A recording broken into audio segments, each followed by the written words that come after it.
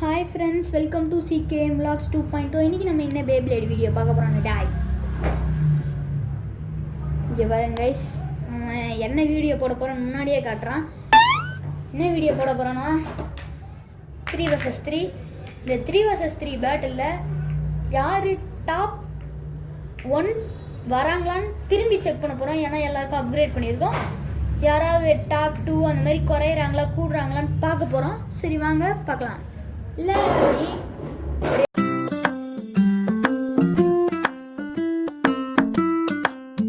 Okay,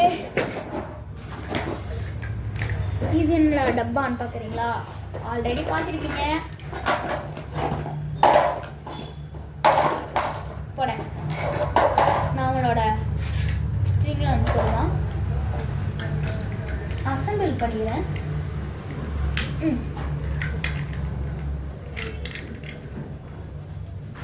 okay, first ப்ளூக்கும் நம்மளோட தேர்டுக்குமே சண்டை வச்சிடலாம்.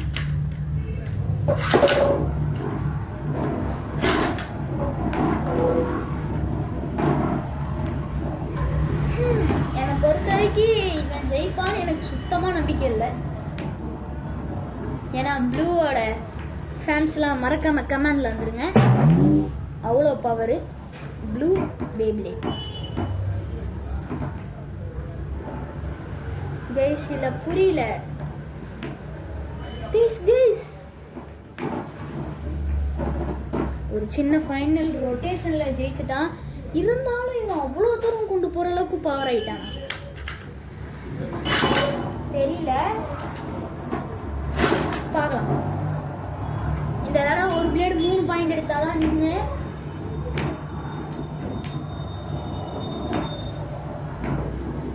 ஸ்மூத்தாக லான்ச் ஆகுறான் கைஸ். பட் இவன் ஸ்மூத்தாக லான்ச் ஆகல, பட் பவராக தான் லான்ச் ஆகுறான் கைஸ். ப்ளூ தோத்து போகிற மாதிரி எனக்கு தெரியுது.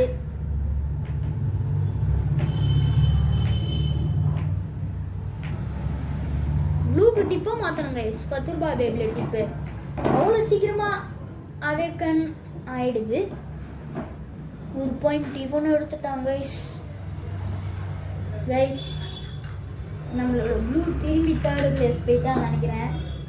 இல்லை இவன் ஃபர்ஸ்ட் பிளேஸ் வந்துட்டானான்னு கூட தெரியல. ஏன்னா இவன் அவ்வளோ பவர் ஆயிட்டாங்க லைட்டாக அப்கிரேட் பண்ணதுக்கே. பட் ப்ளூ அவேக்கன்னு ஆயிருக்கான்.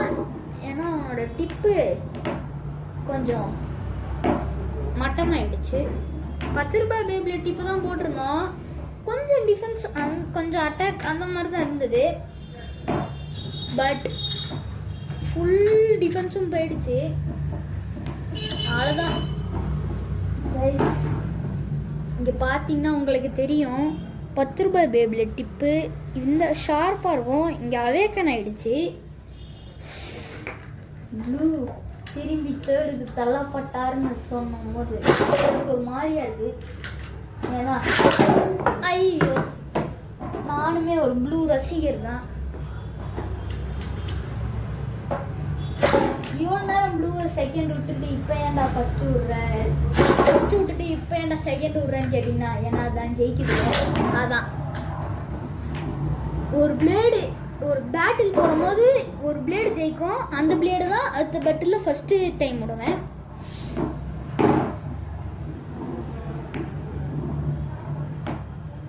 கைஸ், பழைய வீடியோ போய் பார்த்துருந்தீங்கன்னா தெரியும் ப்ளூ இப்படி பெர்ஃபார்ம் பண்ணுற ஆளே கிடையாது.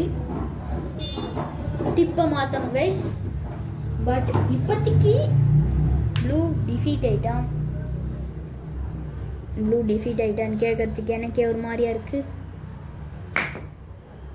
சரி, லாஸ்ட் அண்ட் ஃபைனல் பேட்டில் மாமிசமலை வர்சஸ் இவன். மாமிசமலையெல்லாம் தொட்டு பார்க்க முடியுமா?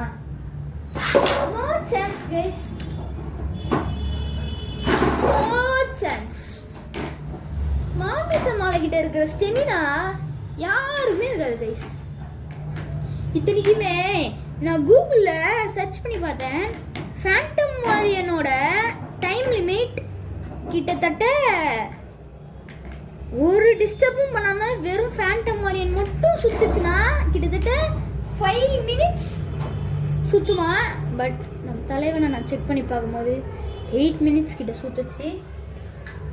அப்போ பார்த்துக்கோங்க இவனெல்லாம் யார் தோக்கடிப்பா. 1 பாயிண்ட்டு ஆல்ரெடி மாமிசமலை எடுத்துருச்சு.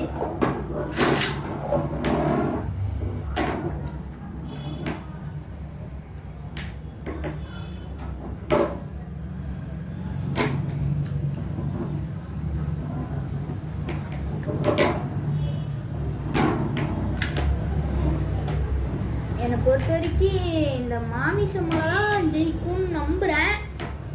பார்க்கலாம். மாமிசமலை தான் ஜெயிக்கும். பின்ன இவனை ஜெயிப்பான் பாருங்க. இன்னும் ஸ்டெமினா போவாம அப்படியே சுற்றிக்கிட்டு இருக்கான். இவனால அசைச்சு பார்க்க முடியுமா கைஸ்? இந்த தடவை நான் ஸ்லோ லான்ச் விட போகிறேன் கைஸ். பார்த்தீங்கனாலே தெரியும் சரியான ஸ்லோ.